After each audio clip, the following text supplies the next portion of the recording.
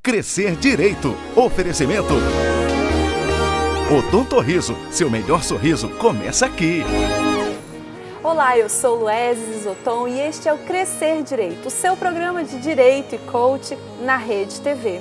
Estamos gravando hoje na Fato Design em Vila Velha. Inclusive, essa loja linda está com vários produtos em promoção. Confira nas imagens.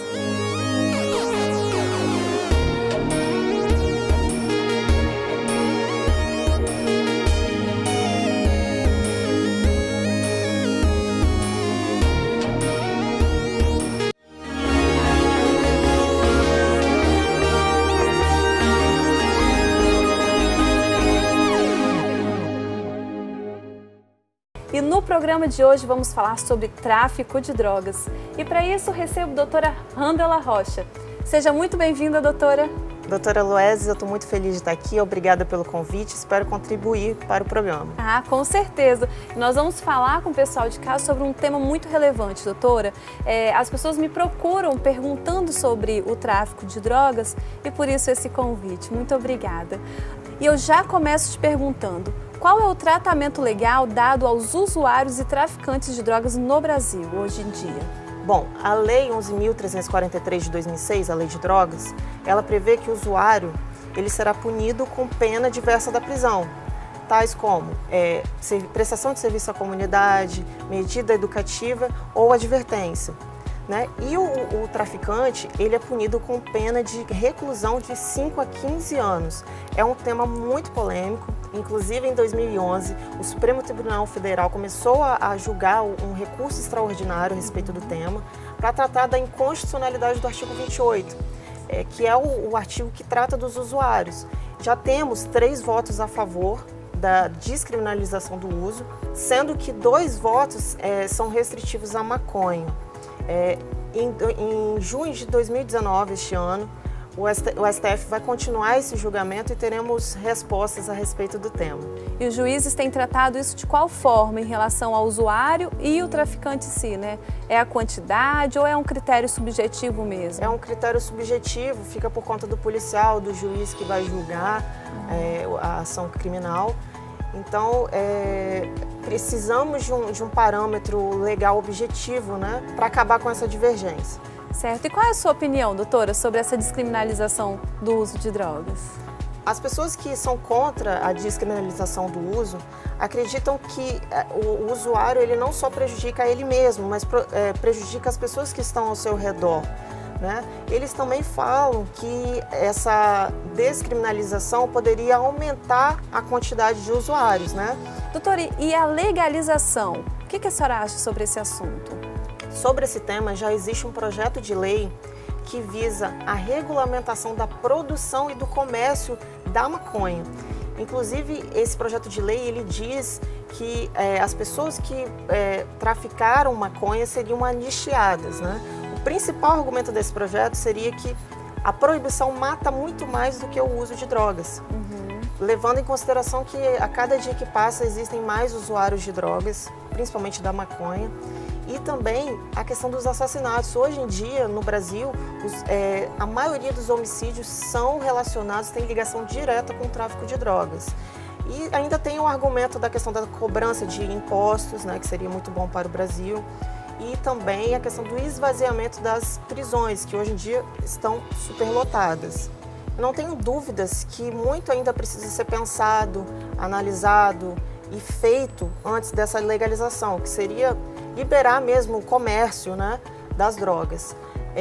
Mas eu sou a favor, acredito que é uma realidade de um futuro próximo, né, espero que o Brasil tenha uma estrutura para poder receber isso e colocar em prática. Então, doutora, a descriminalização seria o uso de drogas deixar de ser crime e a legalização poder vender? Como que fica essa situação? Exatamente. Hoje o porte para consumo pessoal ele é tratado como crime.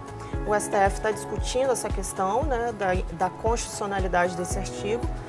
E aí se discute se deve ou não se descriminalizar o uso. E também tem a discussão sobre a legalização das drogas, que seria mesmo regulamentar a produção e o comércio, né? E aí liberaria geral mesmo. Tá, eu já sei que a senhora tem um trabalho, né, científico em torno desse assunto. Fala um pouquinho mais para os nossos telespectadores do que se trata e como que foi esse trabalho. A questão da inconstitucionalidade do artigo 28 da Lei de Drogas foi tema do meu TCC, né, monografia da faculdade em 2014. Na época ainda não tinha nenhum voto do STF a respeito da descriminalização, né? Pretendo dar continuidade a esse trabalho, a essa monografia.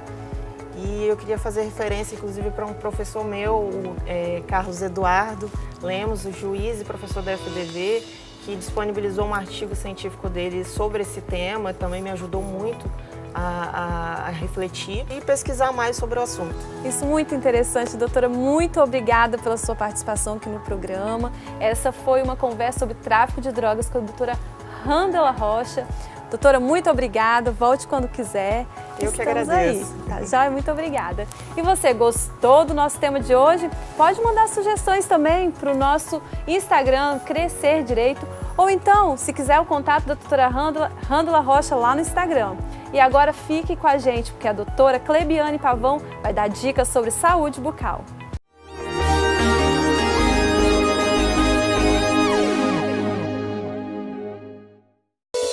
Viva a vida com um sorriso. Oferecimento Odontorriso. Seu melhor sorriso começa aqui. Olá pessoal, tudo bom? Eu sou a doutora Clebiane Pavão e hoje eu venho trazer aqui para vocês um assunto muito interessante, facetas de porcelana. Quem não quer ficar com um sorriso belo, bonito, claro e com formato ideal? Todos nós, né? É o sonho de consumo de todos nós. E o que são essas facetas de porcelana? São peças pequenas, finas, de porcelana que geralmente colocamos sobre a superfície do dente. E daí devolvemos a esses pacientes um formato ideal, uma estética, com cores agradáveis, devolvendo um sorriso belo. É muito interessante. E quando indicamos esse tipo de tratamento? Geralmente os pacientes vêm com queixas de dentes manchados, dentes fraturados, lascados ou com formato não ideal ou também com espaço entre os dentes. E como que é a colocação dessas facetas de porcelana? Geralmente atendemos esse paciente em 2 consultas. A primeira, através de um diagnóstico preciso com radiografia e análise clínica, indicamos o tratamento ideal. Essas facetas são colocadas sobre a superfície do dente, porém no início fazemos um desgaste sobre essa superfície para daí elas serem encaixadas. Fazemos uma cópia desse dente desse paciente, mandamos para um laboratório e daí vem a peça pronta, linda e maravilhosa para ser colada sobre a superfície do seu dente, devolvendo a função ideal, um sorriso muito mais agradável e uma autoestima muito melhor a esse paciente. Lembrando que todo tratamento estético, a gente depende muito do paciente, no cuidado diário e com a higiene. E esse foi o assunto de hoje. Muito interessante, né?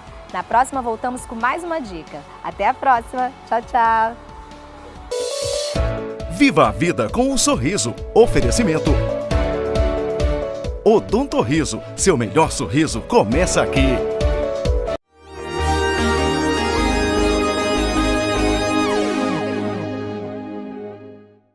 Voltamos do nosso intervalo comercial e vamos falar sobre crenças. Você sabe o que são crenças?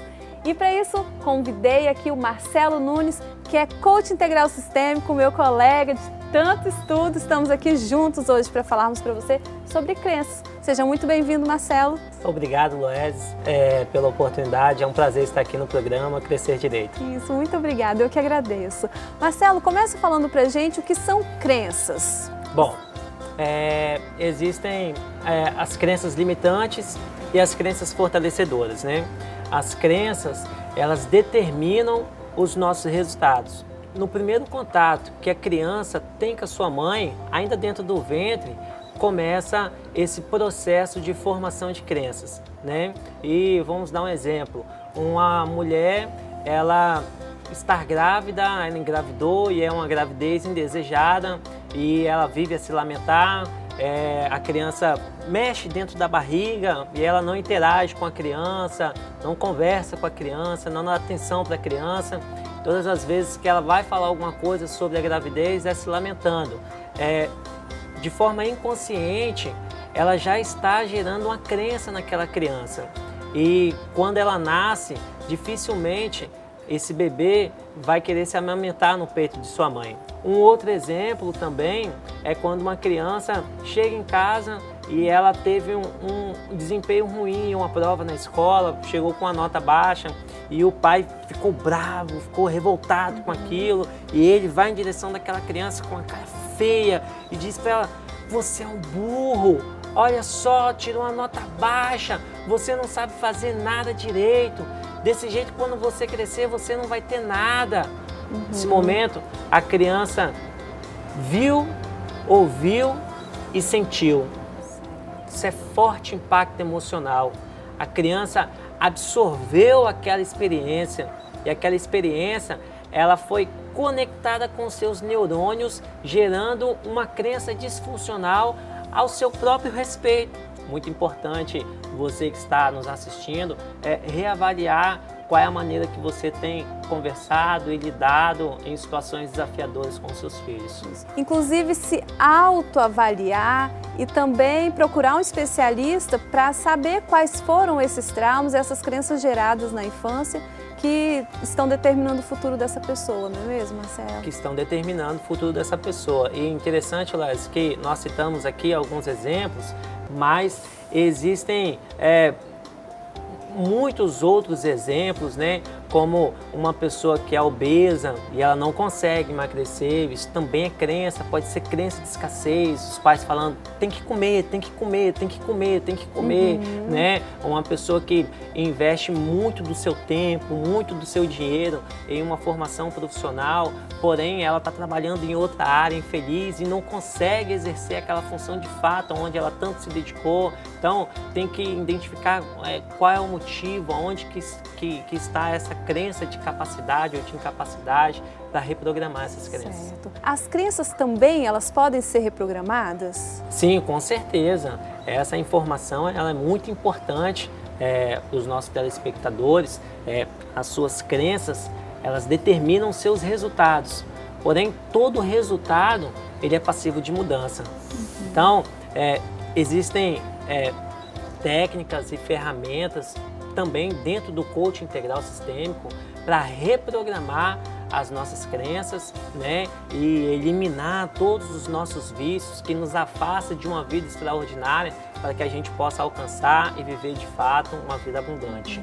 De presente para o nosso telespectador, você pode deixar aí umas 3 dicas para eles conseguirem reprogramar essas crenças? Você em casa está nos assistindo, primeiro passo é você identificar quais são as suas crenças limitantes. Então, pegue um papel, pegue uma caneta e escreva. Isso, escreve agora quais são os seus objetivos, quais são as suas metas, qual é a sua visão extraordinária de futuro, qual é o seu estado desejado, aonde você realmente de fato gostaria de estar daqui a alguns anos ou daqui a alguns meses. Você vai escrever no papel, você vai ler isso e depois você vai escrever quais são os obstáculos que impedem você de viver essa vida extraordinária. Quando você escrever esses obstáculos, quando você escrever esses impedimentos, você vai descobrir quais são as crenças que limitam você.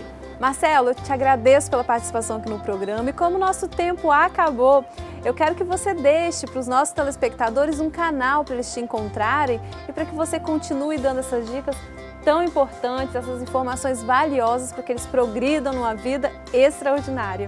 Você pode me encontrar no Instagram, Marcelo Nunes Coach, ou no www.oseucoach.com Marcelo Nunes. E ali eu estarei disponibilizando mais ferramentas para ajudar você. Muito obrigada e até a próxima. Volte com mais informações, que eu tenho certeza que o telespectador também ficou encantado, assim como eu. Muito obrigada. Obrigado, Les. Foi um prazer estar aqui com você. Obrigada. E assim encerramos mais um Crescer Direito. Eu quero agradecer a você pela sua audiência, pelo seu carinho, pela sua participação aqui no programa. E lembre-se que nós temos um encontro marcado todo sábado, 10h15 da manhã, ou então na quarta-feira, às 18h45 na Rede TV. Obrigada!